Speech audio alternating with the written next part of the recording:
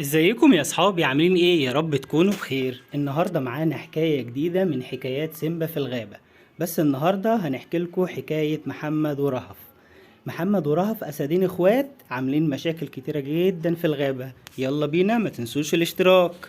يلا يا رهف، يا رهف تعالي يلا بينا النهاردة علشان نبدأ النهاردة أعرفك كل حيوانات الغابة، وأعرفك علشان مين فيهم الطيب ومين فيهم الشرير، علشان لما تطلعي الغابة لوحدك تعرفي تفرقي وما تروحيش تلعبي أبدا مع الحيوانات الشريرة خالص. يلا تعالي يلا علشان تتعلمي.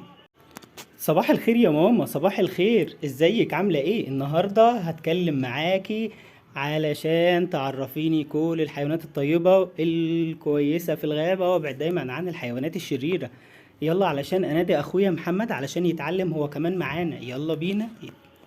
صباح الاخت، صباح الخير يا اختي يا حبيبتي، صباح الخير يا رهف، صباح الخير يا ماما، ازيكم؟ عاملين ايه؟ يا رب تكونوا بخير.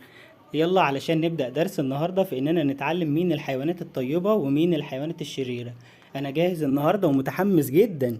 نفسي اعرف مين الطيب ومين الشرير، عاوز يبقى عندي صحاب كتير قوي في الغابة. يلا يا ماما انا منتظر. يلا بينا، يلا يا اختي يا حبيبتي، يلا هنسمع يلا حكايتها النهاردة. النهاردة هنشوف أول حيوان من حيوانات الغابة وهو الديناصور. الديناصور ده فضل عايش فترة طويلة جدا جدا جدا جدا، لأن مفيش حد بيقدر يغلب الديناصور. الديناصور ده من أقوى الحيوانات اللي موجودة في الغابة. بيقدر ياكل كل الحيوانات، مفيش حيوان بيقدر عليه. بياكل كل انواع اللحوم وكل انواع الطيور، كل حاجة بتيجي في طريقه بياكلها. وعلشان كده انا بنصحكم يا حبايبي، محدش فيكم يقرب من الديناصور خالص في الغابة لما تطلعوا تلعبوا، علشان ده وحش جدا جدا جدا، وعمره ما كان صديق ابدا. وطول عمره صديق مكار، عمره ما كان وفي. ايه ده يا ماما؟ الديناصور ده شكله مخيف جدا. انا عمري ما هقرب منه خالص، ده شكله مرعب قوي وكبير قوي. يا ده عنده سنان كتير قد ايه ده؟ ده انا عمري ما هصاحبه خالص، عمري ما هقرب منه والعب معاه خالص. ده شكله وحش قوي قوي قوي وكبير قوي. ده عنده رجليه فيها مخالب كبيرة جدا، اكبر من مخالب اللي في سنان بابا. وانا كمان يا ماما عمري ما هلعب معاه ابدا لو شفته. ده شكله وحش جدا، عنده سنان كتيرة قوي. ويا حرام بيقتل كل الحيوانات وياكلها. ايه ده؟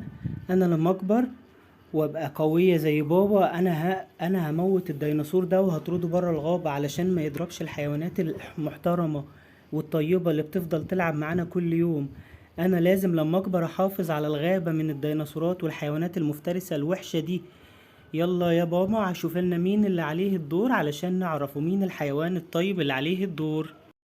ودلوقتي انا اللي عليا الدور، انا اطيب كائن في الغابة، انا دايما صديق كل الحيوانات، كل الطيور وكل الزواحف وكل الحشرات اللي بتطير. انا القرد الطيوب الحبوب، بحب اكل الموز. وهكون صديق وافي جدا ليك يا سيمبا، انت واختك ومحمد ورهف. هكون صديق برضو ليهم علشان هما بيسمعوا كلام ماما كل يوم وما بيعملوش مشاكل وبيذاكروا كل حاجة في وقتها، ومحمد ورهف ما بيمسكوش في بعض خالص، فانا هكون صديق كويس جدا جدا ليهم. طبعا يا حبايبي زي ما قال لكم القرد كده ان هو من اطيب الحيوانات الموجودة في الغابة، وهو لازم كلنا نبقى اصحاب ليه. بس طبعا ما نقربش ليهم جامد كتير علشان هما بيبقى عندهم برضو ضوافر وبيخربشوا. كده يا محمد ورهف معانا حيوانين، خدنا عرفنا النهاردة الديناصور وعرفنا القرد الطيب. يلا بينا تعالوا اتكلموا شوية مع القرد علشان هو بيحب الناس تتكلم وتهزر معاه علشان تبقوا صحابه. وانتم النهاردة صحاب القرد لانه من اطيب الحيوانات الموجودة في الغابة. انا هسمع كلام ماما وهلعب دايما مع القرد الطيب ده، شكله طيب وشكله كيوت قوي. ايه ده؟ ايه العسل ده؟ طب يا قرد هاتلي حتة موزة من اللي معاك، هترضى تديني علشان احبك ونفضل دايما صحاب انا وانت.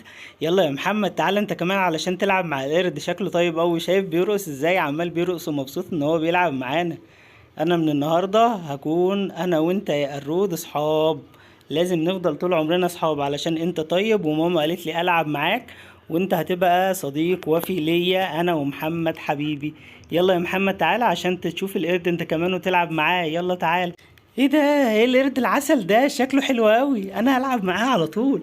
لا انت خلاص كده سيبوني دايما العب مع القرد ده، شكله عسل قوي وكمان معاه موز، انا بحب الموز.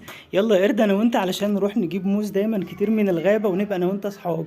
وانا من النهارده مش هلعب مع الديناصور الشرير ده خالص، شكله وحش قوي وبيعمل مشاكل كتيرة جدا. يلا. وبكده يا اصحابي تكونوا عرفتوا النهارده اتنين من الحيوانات، فيهم واحد طيب جدا القرد اللطيف الحبوب اللي بياكل الموز، وفيهم واحد شرير جدا اللي هو الديناصور. اوعوا تقربوا منه لو شفتوه. شفتم محمد ورهف سمعوا كلام ماما ازاي، ووعدوها ان هم يلعبوا مع القرد بس، وهيبعدوا عن الديناصور لانه حيوان شرير.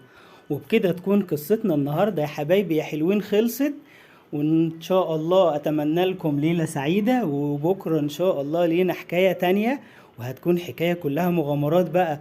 هيبقى محمد ورهف هيعملوا مغامرات في الغابة هما والقرد، وهيفضلوا يلفوا الغابة كلها ويجيبوا موز علشان هما بيحبوا الموز سوا. يلا ما تنسوش تعملوا لايك وسبسكرايب للقناة وتشيروا الفيديوهات بتاعتنا.